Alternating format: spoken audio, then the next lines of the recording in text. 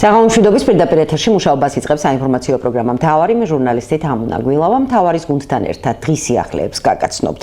ჭიათურაში 1 მაისს მასშტაბური აქცია იგეგმება. მშრომელთა საერთაშორისო დღეს მაღაროელები თანამოქალაქეებს საქართველოს მასშტაბით მოუწოდებენ სოლიდარობისაკენ.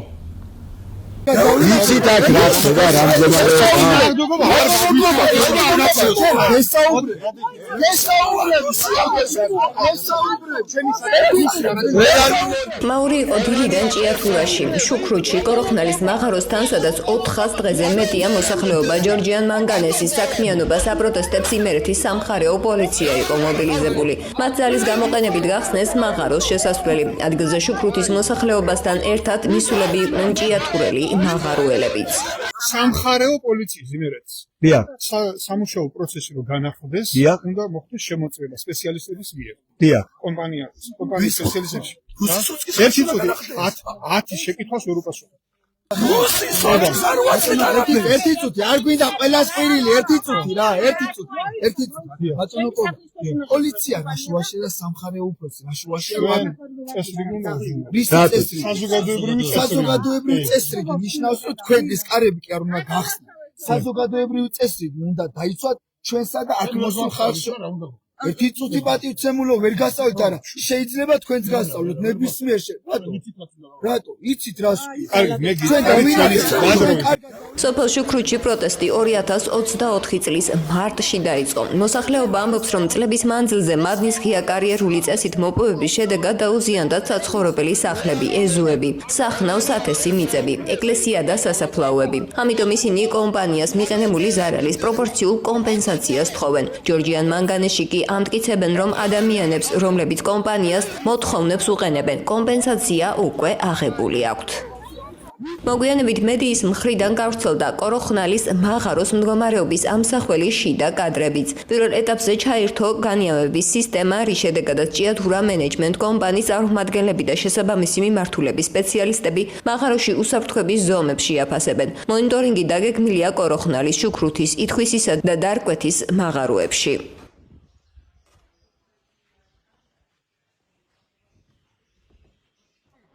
დამიჭირეთ არ მაშინია ჩვენს ადგილზე ერთი ჭიათურელი მაინც იქნება და როცა ეს ერთი ჭიათურელი აღარ იქნება მთელი ჭიათურა წაუღია ადიდაბულ ყვირილას წაუღიხარ ყველას ხარ.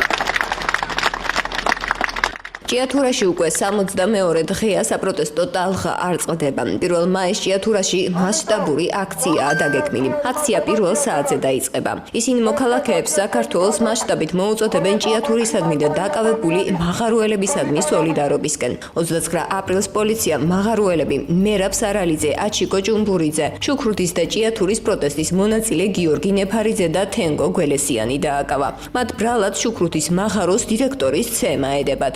ბრალდების მხარის ცნობით პროტესტის საინიციატივო ჯგუფისა და შუქრუთის მაღაროს პიკეტირების ორგანიზატორები კოპერიძეს თავს მას შემდეგ დაესხნენ, რაც წარმოების განახლების მიზნით სპეციალურმა ჯგუფებმა დახურულ მაღაროებში შესვლა და არსებული ვითარების შეფასება დაიწყეს. სამუშაო ჯგუფის ხელმძღვანელის მანქანას 30-მა პირმა გზა გადაუკეტა. ავტომობილიდან იძულებით გადმოიყვანეს და ქვები ესროლეს.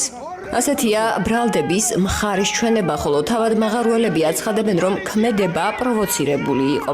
ამის შესახებ გოგა მოდებაძემ დღეს მეუფე დანიელთან შეხვედრისას ისაუბრა და მას კიდევ ერთხელ თხოვა თანადგომა. აქ პროტესტი ვინმე მართულისო ძალადობას ვემხრობით ან გინებას ვემხრობით, მაგრამ 60 დღის თავზე ადამიანები აწყობენ პროვოკაციას, არაფერი არ მოგვარებულა, ვითომ თავისი ჭკუით რაღაცები დაალაგეს და გამოდიან იქიდან და წავიდა იქ მერე პროტესტის ფორმა და რაღაც იყო ისეთი სიტყვებიც ამათი მხრიდანაც, მაგრამ მოტრიალდა იქიდან ადამიანი ისევე პროვოკაციულად და ამბობს, რომ თქვენ ხართ ბრბო და ნახირი. და მოხდა დაპირისპირება, ფიზიკური დაპირისპირება. ეს ადამიანი იცემა და წუხელის გამთენიისას ჯგუფური ძალადობით 4 ადამიანი დააკავეს. აქედან 2 ადამიანი საერთოდ არ მონაწილეობდა ამ ჯგუფში. არც ახლოსაც არ იყო, მაგრამ ესენი რომ ლიდერები იყვნენ, შეგნებულად აწყობდათ. ამას აშუქებს სამთავრობო მედია, მეუფე. სამთავრობო სამივე მედია. თბილისში ვიყავით გუშინ გავმართეთ პრესკონფერენცია იმის გამო რომ მიგვეტანა სწორი ინფორმაცია მოსახლეობასთან რომ ჩვენ არავის მტრები არა ვართ. ეს ხალხი ითხოვს უბრალოდ ღირსეულს, სამსახურს, დააკმაყოფილონ დაზარალებული მოსახლეობა და ქალაქში დატოვონ 5% რაც ეკუთვნის ყველა გაგებით, ყველა შეგნებით, ყველა ფერის მიმართულებით. რისი ამხსარებელის და სოფხედელობისაც არ უნდა იყო ადამიანი ჭიათურას დღეს ეკუთვნის 5% დარჩეს. 130 წელი არაფერი არ დაუტოვებიათ და დღეს ქალაქს რაღაცა თუ არ დაუტოვეს ეს ქალაქი განადგურდება 10 წელიწადში. მაღარუელებმა ქუჩის პროტესტი მას შემდეგ დაიწყეს, რაც კომპანიამ 2024 წლის 1 ნოემბრიდან გაჩერებული მაღარუების ამუშავებაზე უარი განაცხადა. მშრომელებს აღარ ეძლეოდათ არც დაპირებული 60%-იანი ანაზღაურება. შემოსავლების გარეშე დარჩენილი ადგილობრივები რაიონიდან მადნის მომპოვებელი კომპანიის გასვლას და წარმოების ნაციონალიზაციას მოითხოვენ. ჭიათურელების მზარდ პროტესტ ჭიათურა მენეჯმენტ კომპანიამ, რომელმაც 1 წელია ჯორჯიან მანგანეზის მართვა გადაიბარა. მიწისქვეშა სამუშაოების გაჩერებით უპასუხა. რამდენიმე დღის წინ კი განაცხადა, რომ მუშაობას განაახლებს მხოლოდ რეორგანიზაციისა და პროტესტის შეწყვეტის შემთხვევაში. მაღაროელები რეორგანიზაციის პროცესს უნდობლობას უცხადებენ და ადგილზე ხელისუფლების უმაღლესი წარმომადგენლების ჩასვლას და მათთან უშუალო შეხვედრას მოითხოვენ.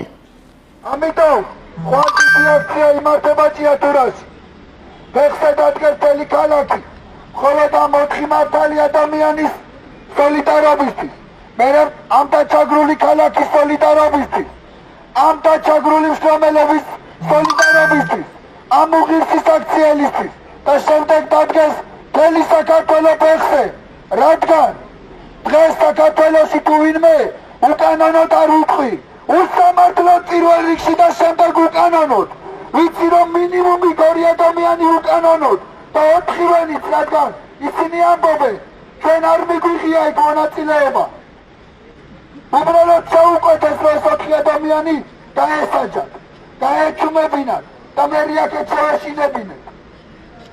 ერთ დასჭით ამ ადამიანებს და გუშინ გამოჩნდა რომ ისინი დასჭილები კი არა, უფრო ამაყები არიან, უფრო მხნედ გრძნობენ თავს, უფრო ვაჟკაცური სული გამოიჩინეს და ამნაირი ხალხის გაშინოდეს ყველას გაშინოდეს ასეთი მართალი ხალხი. თავარი პირდაპირ ეთერში მუშაობას დღის სხვა ამბებით აგრძელებს ქუთაისში საკრებულოს რიგით 42 სხდომა ჩატარდა. სხდომაზე 2 საკითხი განიხილეს, ცვლილებები შევიდა ბინათ მესაკუთრეთა ამხანაგობების მხრიდან თანადაფინანსების პროცენტულ წილში, როგორც ბინების გადახურვის ნაწილში, ასევე ლიფტების გამოცვლის დაფინანსების მიმართულებით. ნახეთ მასალა. აქამდე მოქმედი ნორმებით თანადაფინანსების თანხა 6 სართულამდე შენობებისთვის შეადგენდა 10%, 6 სართულიდან მაღალ სართულიან საცხოვრებელი ბინებისათვის შეადგენდა 15%. შეღავათი ის არის, რომ მიუხედავად იმისა, რომ რამდენ სართულიანი იქნება ბინა, ამხანაგობის თანამონაწილეობის თანხა ნაცვლად 10 და 15%-ისა იქნება 5%. რაც შეეხება მრავალსართულიანი საცხოვრებელი ბინებში ამორტიზირებული ლიფტების ახლით ჩანაცვლებას, აქამდე მოქმედი ნორმებით ამხანაგობის თანამონაწილეობის თანხა შეადგენდა 10%. შეტანილი და ინიცირებული ცვლილებების მიხედვით თანადაფინანსების თანხა შეადგენს 3%. ძველი ამორტიზირებული ლიფტების ახლით ჩანაცვლებისთვის ბიუჯეტი 2025 წლისთვის განსაზღვრულია 2.100.000 ლარით. უნდა შეკეთდეს კადრულია პრიორიტეტული ამის განსაზღვრა როგორ ხდება? ზუსტად მაგაზე მოგახსენებით, რომ საბინაო ინფრასტრუქტურასთან არსებული პრობლემების შესწავლელი კომისია. ეს ყველა ლიფტები 27 ციფრი გამოყვანილი არის აი მოქალაქეთა მომართვიანობიდან და თვითონ მუნიციპალიტეტების მომართვიანობიდან, რომელიც დაინსპექტირდა. ესე იგი, პრობლემა რეალურია და მის მიხედვით განისაზღვრა 27 ლიფტის ახლით ჩანაცვლება. ეს არის დაახლოებით 50-60 წლის წინადელი რუსული ლიფტები, რომლებიც არც სათადარიგო ნაწილები არსებობს და არც მაგის შემკეთებელი ვინმე, რომ აი ეს ნაშთი გააჩნდეს. დღეს საქართველოს თავდაცვის ძალები დაარსებიდან 34 წელს აღნიშნავენ იუბილეს. აღსანიშნავად საზეიმო ღონისძიება ვაზიანში მეოთხე ქვეითი ბრიგადის სამწყობრო მოედანზე ჩატარდა. ღონისძიების ოფიციალური ნაწილი სამწყობრო მოედანზე საქართველოს სახელმწიფო დროშისა და თავდაცვის ძალების დროშის შემოტანით დაიწყო. იუბილეს სახელმწიფო ჰიმნის შესრულების ფონზე საზეიმო ზალპით გაგრძელდა. სამწყობრო მოედანზე განლაგდა კოლოფებად მოწყობილი თავდაცვის ძალების ყველა კომპონენტი. გაიმართა რეკრუტების სამხედრო ოფიცის დადების ცერემონია. ღვთისა და ერის წინაშე სამხედრო ოფიცი 150-მა რეკრუტმა დადო. დღეიდან ისინი წვრთნებისა და სამხედრო განათლების, ჯარების ლოჯისტიკური უზრუნველყოფის, ავიაციისა და საჰაერო თავდაცვის სარდლობებში გადანაწილდებიან და წვევამდელთა ეროვნულ სამხედრო სამსახურში იმსახურებენ.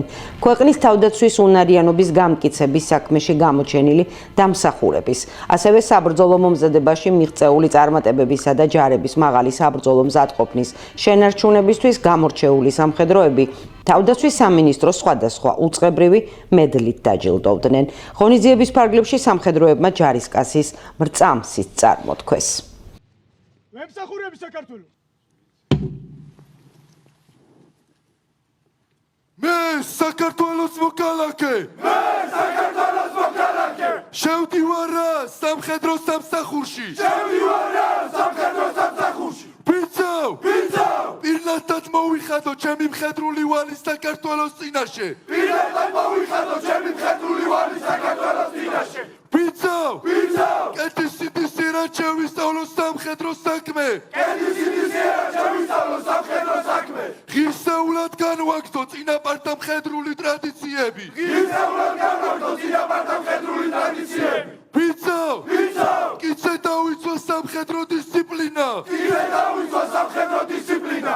როგორც სახელმწიფო ძლიერების საფუძველი და საფუძველი! როგორც სახელმწიფო ძლიერების საფუძველი და საფუძველი! ბიძავ! ბიძავ! შევინახო მანდობილი სამხედრო საიდუმლოება! შევინახო მანდობილი სამხედრო საიდუმლოება! შევასრულო სამხედრო წესდების ყველა მოთხოვნა! შევასრულო სამხედრო წესდების ყველა მოთხოვნა! და მეთაურის ბრძანება! ბიძავ! ბიძავ! კიდე დავდგე საქართველოს სადარაჯოზე! კიდე დავდგე საქართველოს სადარაჯოზე!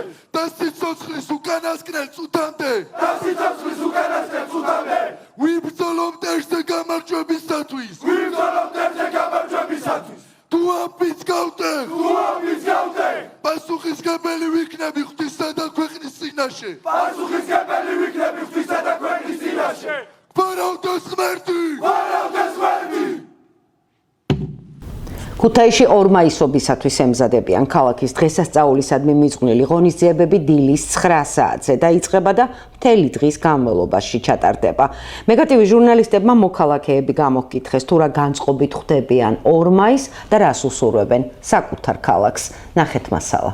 ფესტივალისათვის ეს ძალიან დიდი დღესასწაულია. ქალაქის სეიმია და განწყობაც საგაზაფხულო და სამაისოა.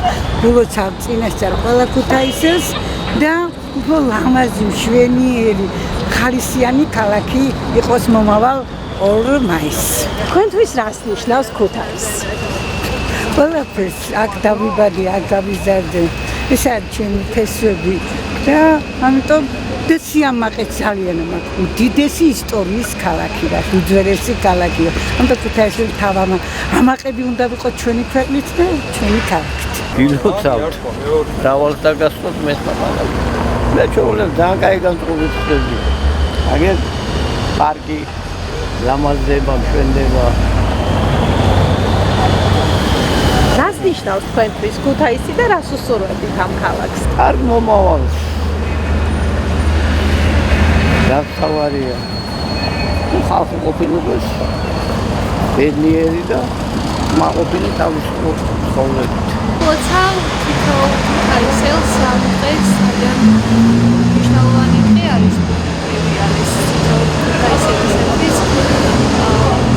ბევრს ნიშნავს ალბათ ეს გამოხატვა ძალიან რთული არის ამ დღეს. ჩემთვის ძალიან ძვირფასია ქუთაისელი და მე დღესასწაულობა ეს დღე მინდა რომ ყველას ეგვირგვებოდეს და მოვოცავ მთელ საქართველოს და ქუთაისს. და რას უსურვებთ თქვენს ქალაქს? ჩემს ქალაქს ვუსურვებდი ყოველივე საუკეთესოს წარმატებას. ეს ძალიან ძველი ქალაქია, უძველესი ქალაქია, ევროპის 4-5 უძველეს ქალაქთან შორის არის, დიდი ისტორიის მქონე არის და ვისურვებდი, რომ ის ფუნქცია აღიქმოს, რომელიც მას ჰქონდა. ქუთაისი ყველაფერს ნიშნავს ჩვენთვის და 2 მაისობა თავისთავად ვიზიტია ქუთაისისთვის, აუცილებლად სავიზიტო თარიღია. გვირილობა, ყვავილობა, თეთრი ვაფთები, რა ვიცი, ყველაფერი ეს სილამაზე. და რას უსურვებთ თქვენს ქალაქს? ჩვენს ქალაქს ყველაზე საუკეთესოს, დაუბრუნდეს ყველაფერი საუკეთესო, რაც ამ წუთში არ აქვს. უფრო გავიზარდოთ, აკადემიურად როგორებიც ვიყავით, კიდევ იმაზე მეტი გავხდეთ. რა ვიცი. სუფთა იყო ქუთაისი ყოველთვის და ვისურვებდი, რომ დარჩეს ისევ სუფთა ქალაქად. გვირილასავით სუფთად და ქუთაისი არის სიყვარულის ქალაქი, არც ჩემთვის ძალიან ბევრს ნიშნავს. ქუთაისელი ვარ და ძალიან მიყვარს მშობლიურად და არცად სხვა არც ერთ ქალაქში არ ვისურვებდი მე პირადად ცხოვრებას. ყველა ქუთათურს მივილოცავ, წარმატებას ვისურვებ, ძალიან დიდ სიხარულს და როგორც ყოველ წელს ვეგებებით ბედნიერად, ღიმილიანად, გახარებული, გაცისკროლებული, აი ისეთ ცხოვრებას ვისურვებ თითოეულს. თქვენც გილოცავთ რა თქმა უნდა და ყოველთვის დავიბედოთ პოზიტივი, არა მხოლოდ 2 მაისს, ყოველ დღეს ვისურვებ, რომ იყოს ისეთი პოზიტიურები. და რას უსურვებთ თქვენს ქალაქს? წინსვლას, განვითარებას,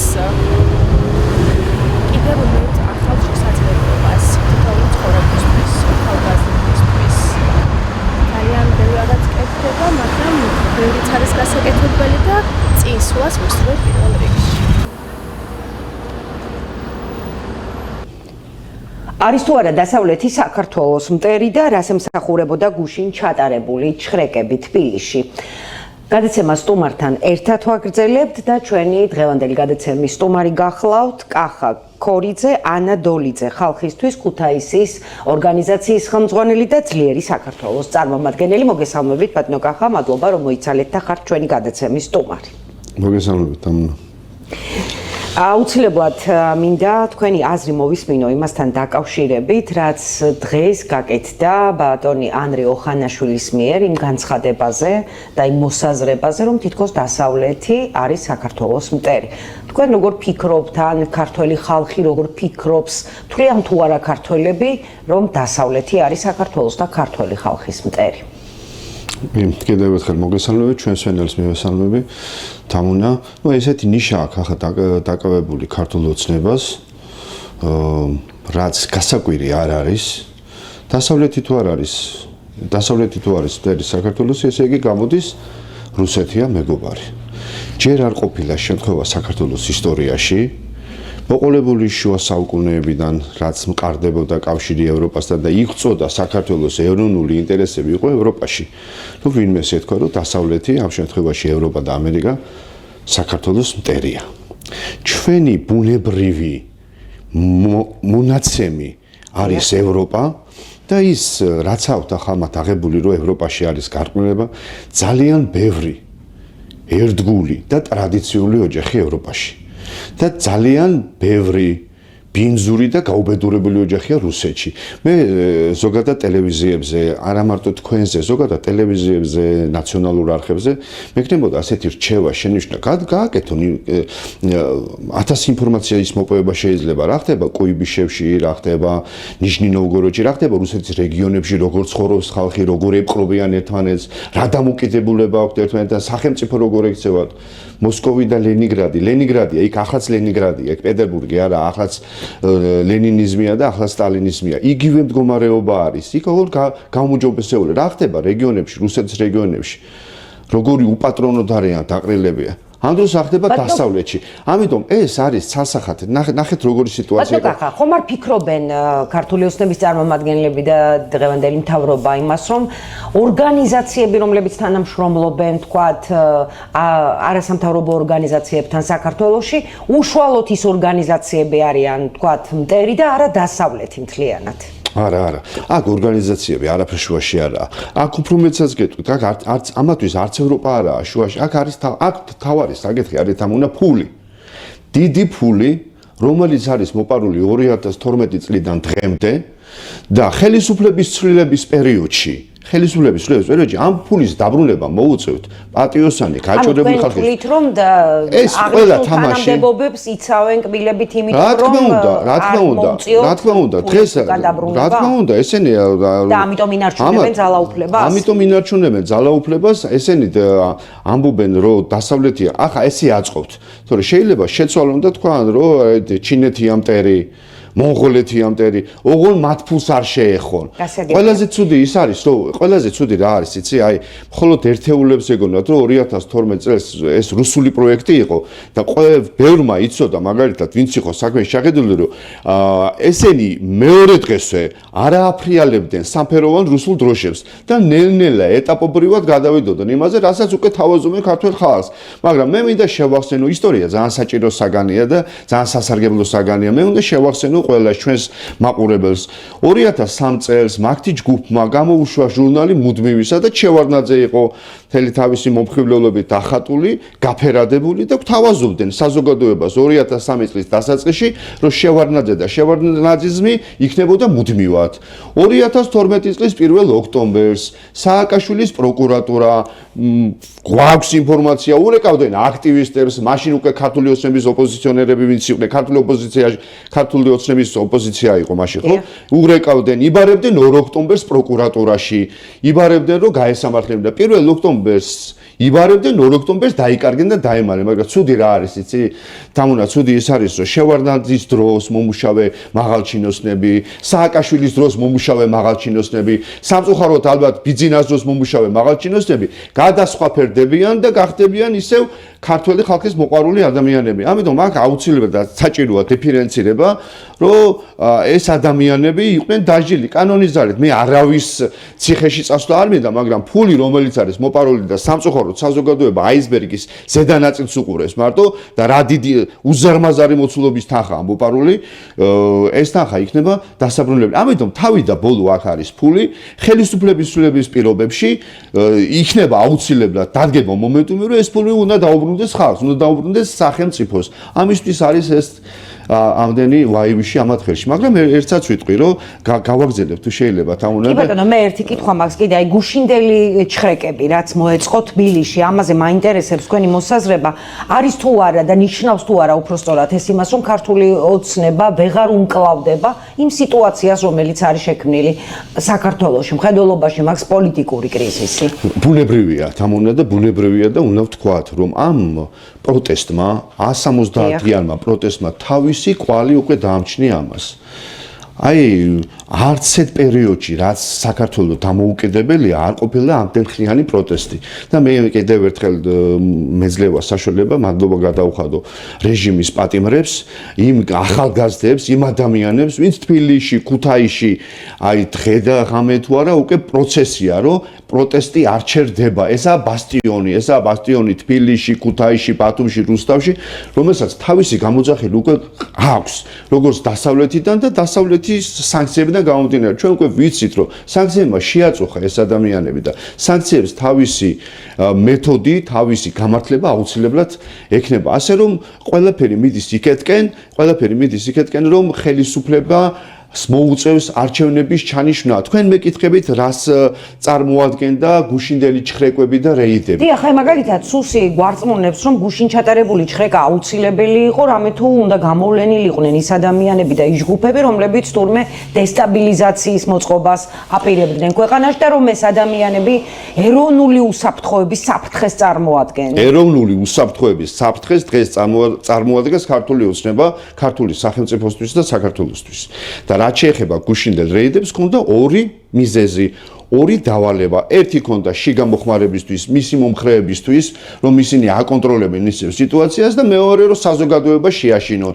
მაგრამ გუშინაც ვნახეთ, რომ საზოგადოებას არ შეეშინება და მე ერთ რაღაცას ვიტყვი, მე არ შემიძლია ვთქვა ქალბატონო თამუნა, რომ ინჟინრები არიან ცუდები, იმიტომ რომ ინჟინრები არიან და ექიმები არიან, კარგები რომ ექიმები არიან, კარგი ინჟინერი შეიძლება იყოს, კარგი ექიმი შეიძლება იყოს და მე დარწმუნებული ვარ, რომ ქართული ოცნების მომხრეებშიც იქ ხვა შეიძლება ახლა რამდენი ადამიანი უჭერს ხარს, რომ ყველას არეზარება ქვეყანა და რაღაც მომენტუმი რო დადგება ისინიც ხალხი, უბრალო ხალხი, ვინც არიან მისი მხარდაჭერები დადგებიან ისტორიის სიმართლის მხარეს. აი ეს ორი მიზეზი ქონდა ამათთვის და ეს გაემაგრებდა. კიდევ ერთხელ აღნიშნავ და გავუსმევ ხაზს იმას, რომ მასე შევარდნაძეც აპირებდა მუდმივად ყოფნას, მასე 1 ოქტომბერსაც 2012 წლის სააკაშვილის პროკურატურა იბარებდა ოპოზიციის წარმომადგენლებს და ახაც ესენი დარწმუნებული ვარ, ვერაფერს ვერ გააკეთებენ. ვერაფერს ვერ გააკეთებენ, გაფუჭებული აქვს საქმე, მაგრამ საბოლოო მიზანს, რომ საქართველოს გახდეს ავტორიტარული ქვეყანა, ეს არის გამორიცხული. თქვენ რას თავაზობთ ოპოზიციის წარმომადგენლები ქართულ ხალხს?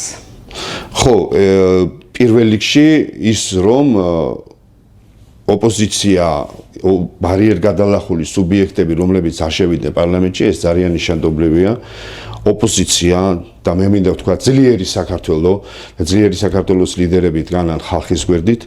ხალხს თავაზობთ ჩვენ ამ წუთში მოთმინებით შევხედოთ და გავაგრძელოთ ეს რუტინა, რასაც ქვია პროტესტი და რომელიც გამოიღებს შედეგს. აუცილებლად გამოიღებს შედეგს. თან ნახეთ როგორი რიტორიკა მედის დამონანახე.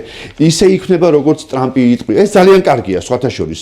რომ ქართული ოცნების მესწავლები ამბობენ, რომ აი ისე იტყვის როგორც ტრამპი იქნება, ამას ლაბარაკობს კოპახიძე, პრემიერ-მინისტრი, ეგრეთ წოდებული პრემიერ-მინისტრი, ისე იქნება როგორც ტრამპი იტყვის. და ტრამპი ხო უყურებ ჩვენ რომ ყოველდღე როგორ ვითარდება მოვლენები სოფლიოში. ტრამპი იმ მოქმედებს ისე როგორც ამას დაავალებს და როგორც ეს იქნება შექმნილი ამერიკის სახელმწიფო ინსტიტუტებიდან გამომდინარე, ამერიკის სახელმწიფოს ინტერესებიდან გამომდინარე, აქედან გამომდინარე იმ მოქმედებს ტრამპი და ჩვენ როგორ გონიათ ახლა რა პატიმუყვარი ადამიანი არის, ნებისმიერი ადამიანი, მით უმეტეს სახელმწიფოს პრეზიდენტი აპატიებს ვიღაცას რუსეთთან ქვეძრომიალს, ან იმას აპატიებს ირანში ქელეხებს რო დადიან და იმ დარბაში, სადაც ყვირიან სიკვდილი ამერიკას, სიკვდილი ისრაელს და იქ არის ჩვენი ქვეყნის ეგრეთ წოდებული პრემიერ-მინისტრი, ამას გაატარებენ. აქ რეპლიკებზე და ლოზუნგებზე არა საუბარი, აქ არის იმაზე საუბარი, რომ ეს ადამიანები ყველაფერს აკეთებენ იმისთვის, რომ საქართველოში შეენარჩუნონ ხელისუფლება ნებისმიერი სახით, ნებისმიერ ხელსაც ძალა ჭირდება, ნებისმიერ ხელს მოქნილობა ჭირდება. ამის ძალა მაგათ არა აქვს, იმიტომ კიდევ ერთხელ ვამბობთ, დღითიდღე ნათელი ჩდება, მკაფიო ჩდება, გამყოფი ხაზი, ვინაა საქართველოს მტერი და ქართველი ხალხი ხვდება, რომ დასავლეთი არ არის საქართველოს მტერი. აბა ესეთი შეკითხვა დაუსვათ ახლა ჩვენ ანრი ოხანაშვილს და ქართული ოცნების მესწორებს. ერთი ამერიკელი, ან ერთი ფრანგი, ან ერთი გერმანელი, ან ერთი ინგლისელი, ან ერთი იტალიელი, ესპანელი ჯარისკაცი მანახეთ, რომელსაც ქართველი ჯარისკაცი ყავს მოკლული, ღმერთმა დაგვიფაროს, ხო? ხო არ არის ასე? ჩვენ გვანადგურებენ, ჩვენ გვავიწროებენ, ჩვენ გვეხებიან მხოლოდ და მხოლოდ ჩრდილოეთიდან. ამიტომ ძალიან დიდი იმედი არა, დარწმუნებული ვარ, რომ ცვლილებები აუცილებლად იქნება. კი ბატონო, დღეს აი გავრცელდა განცხადება იმის თაობაზე, რომ 7 მაისს გაიმართება ქართული ოცნების პარტიის ყრილობა, ჩატარდება და აი ამ ყრილობაზე მოხდება ქართული ოცნების ახალი თავმჯდომარის არჩევა. თქვენ როგორ ფიქრობთ, რატომ დაატოვა, თუ დაატოვებინეს ძველ თავმჯდომარეს ბატონ ირაკლი ღარიბაშვილს თავის თანამდებობა და კიდევ ერთ შეკითხვა მაქვს, თქვენ როგორ ფიქრობთ, ვინ შეიძლება იყოს მომავალი თავმჯდომარე ქართული ოცნების? თქვენ თამუნდა შევიკავებ მე პროგნოზებიდან. სავარაუდოდ ალბათ არც მაინტერესებს ქართულ ოცნებაში რა გადაადგილებები ხდება შიგა პარტიულ. და ეს გადაადგილებები რაც ხდება, რაზე მიგვანიშნებს? რაზე მიგვანიშნებს? იმაზე რომ ვირთხები ტოვებენ გემბანს, ჩაძერულ გემბანს, ეს ერთი და მეორე ჩვენ ამ პრობლემებით რასაც გვახვევს თავს ქართული ოცნება, აი თავმჯდომარე წავიდა, ახალი თავმჯდომარე ვინ იქნება, ქართველ ხალხს არ აინტერესებს მეტნაკლებად თეთრ სახლში, ამერიკის შეერთებული შტატების პრეზიდენტი მაკაგონის რომელი ჯიშის ავეჯია, ან სეკოიას რომელი ჯიშის ავეჯი არის. ქართველ ხალხს აინტერესებს, ჩვენ გვაინტერესებს მაგალითად ჭიათურლები რო არიან დაჩაგრულები. ჭიათურა რო არის დაჩაგრულები და სხვათა შორის ხვალ ვაპირებთ გამგზავრებას ჭიათურელი მაღარველების ხვალ შრომელთა საერთაშორისო დღე და ამასთან დაკავშირებით აპირებთ რომ ახვიდეთ ჭიათურაში და მოინახულოთ ის ადამიანები რომლებიც იქ თუ არ ვცდები 2 თვეზე მეტია უკვე გამოხატავენ პროტესტს და შიმშილობენ და თან დაკავებული ყავთ პროტესტანტი ბიჭები სრულიად და იმ 4-დან 2-მა შიმშილობა გამოაცხადა თუ არა? და ვაპირებთ წასვლას კი ბატონო. აი ხალხს ეს აინტერესებს. ხალხს არ აინტერესებს ყობახიძე იქნება. ის რაც არის სოციალური და ბუნებრივია და არ შემიძლია რა ვთქვა რომ ჩვენი და ანადოლიძის თავარი მიდგომა რა არის სოციალური პრობლემები ჩვენ არ გვაინტერესებს ახლა აი როგორ არ გვაინტერესებს ვატიკანში რა ხდება და ძალიან მნიშვნელოვანი იყო რომ ზელენსკის თან მიდგომა და დამოკიდებულება რაც გამოამჟღავნა დასავლეთმა ტრამპს აცვევიებს თავის დამოკიდებულებას პრობლემების მიმართ სოფლიოს მიმართ მაგრამ ჩვენთვის უფრო მნიშვნელოვანია რო გითხრათ სიმართლე ჩვენთვის მნიშვნელოვანია ჭიათურელი მაღაროელების ბედი ჩვენთვის მნიშვნელოვანია ონკოლოგიური ბავშვების ბედი ჩვენთვის მნიშვნელოვანია სოციალურად დაუცველი ოჯახები ჩვენთვის მნიშვნელოვანია მაგალითად ოპერაციას რო გაიკეთებს ადამიანი და პოსტოპერაციული მკურნალობის შემდეგ არ აქვს დაფინანსება არ აქვს მედიკამენტები ესაა ჩვენთვის მნიშვნელოვანი და ახლა ქართულ ოცნებაში თავმჯდომარე ანრიო ხანაშვილი იქნება ყობახიძე იქნება რა შეიძლება ერთი კაცია მან თავიდან ბოლომდე ბიზინა ივანიშვილი ასე რომ მან აქცენტებს და პროგნოზებს ვერ გავაკეთებთ ამ დღეს არის თავდაცვის საქართველოს თავდაცვის ძალების დღე 34 წელი გავიდა რაც დაარსდა საქართველოს თავდაცვის ძალები ყველა ჯარისკაცს გილოცავთ დღევანდელ დღეს და მშვიდობიან ქვეყანაში წარმატებებს და ბედნიერ ცხოვრებას გისურვებთ საქართველოს ყოფილმა პრეზიდენტმა სალომე ზურაბიშვილმა გააკეთა განცხადება და თქვა და აღნიშნა რომ კომისია რომელიც პარლამენტში შეიქმნა და რომელსაც ხელმძღვანელობს ქალბატონი წულუკიანი აი ეს კომისია შეიარაღებული ძალების დისკრედიტაციას ეწევაო და მე მაინტერესებს თქვენ როგორ ფიქრობთ ასეა ნამდვილად და ხდება ქართული ჯარის დისკრედიტაცია პირველ რიგში შეუვერტებით თქვენს მილოცაზე ჩვენს ჯარს ჩვენ ჯარისკაცებს ოფიცრებს მინდა მიულოცო და უსურვებ რომ მათი აღმართული დროშა არასდროს ჩამოვარდნილი იყოს მშვიდობას უსურვებთ და მშვიდობიან ქვეყანაში ცხოვრებას ჯარი იყო ერთ-ერთი საქართველოს სახელმწიფოს ისტორიაში ვინც შეინარჩუნა საქართველოს და სხვადასხვა აი დედა ეკლესიას დიდება უფას დედა ეკლესიას იყენებენ ხშირად და ტრადიციებს ეს დედა ეკლესიას მომიტევოს უბრალოდ დედა ეკლესიას ჭირდებათ იმისთვის რომ ის ფულები გადაარჩინონ რაც აქვს მოპარული ასე რომ დედა ეკლესია ის ინსტიტუტები რაც საქართველოსთან შესაძლებელი ჯარი ეს არის ჩვენი სიამაყე თუმცა ვიტყვი ერთ რაღაცას რომ ეს არ ეხება უმაღლეს შემადგენლობას რომელიც ამ წუთში ემსახურება ქართულ ოცნებას და არა ქართულ სახელმწიფოს მაგრამ უშუალოდ ჯარისკაცები ოფიცრები ვინც ერაყის მისიებში მიიღო მონაწილეობა ვინც ავღანეთის მისიაში მიიღო მონაწილეობა ბიჭები ახაც არიან სამსახურში რომლებმაც 2008 წლის ომში მიიღეს მონაწილეობა ვენაცვალე მაგათ და ქართული ჯარი ყოველთვის ბიჭები რომლებმაც სიცოცხლე დაათმეს ბიჭებმა რომლებმაც სიცოცხლე დაათმეს რაც შეეხება რა წულუკიანის დამოკიდებულებას წულუკიანი არა თამუნა თლიანად ქართული ოცნება ცდილობს დისკრედიტაციას ქართული ჯარის თლიანად ქართული ოცნება ცდილობს საქართველოს ისტორიის გადაწერას რა თქმა უნდა ვეთანხმები იმას ამ შემთხვევაში სალომე ზურაბიშვილს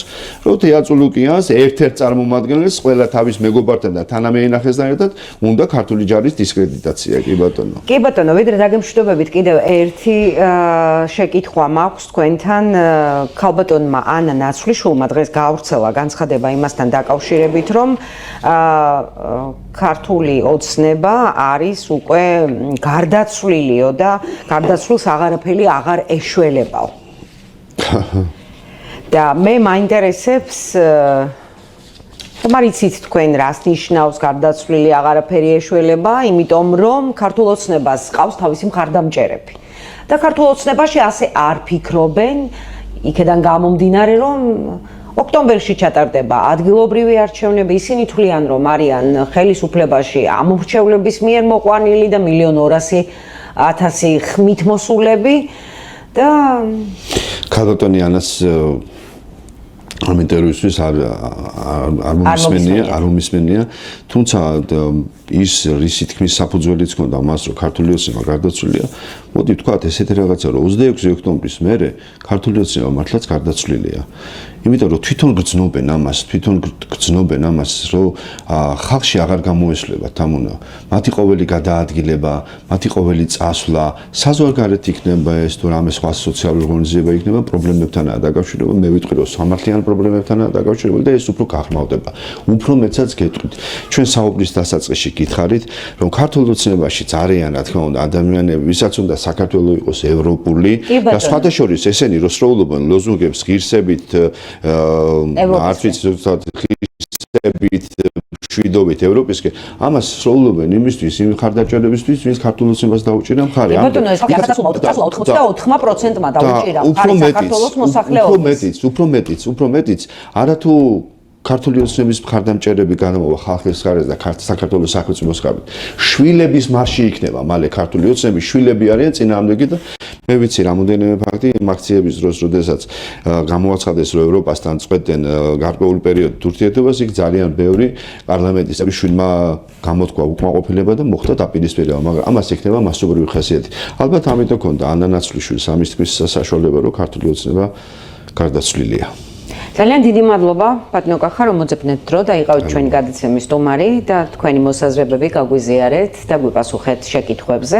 დაგემშვიდობებით. წარმატებებს გისურვებთ. დიდი მადლობა, დავემშვიდობებით ჩვენს მაყურებელს, მადლობა რომ გვიყურეთ. ერთმანეთს შევხვდებით ხვალ 20 საათსა და 30 წუთზე მეგატივის არხზე. მშვიდობიან ღამეს გისურვებთ, ნახვამდის.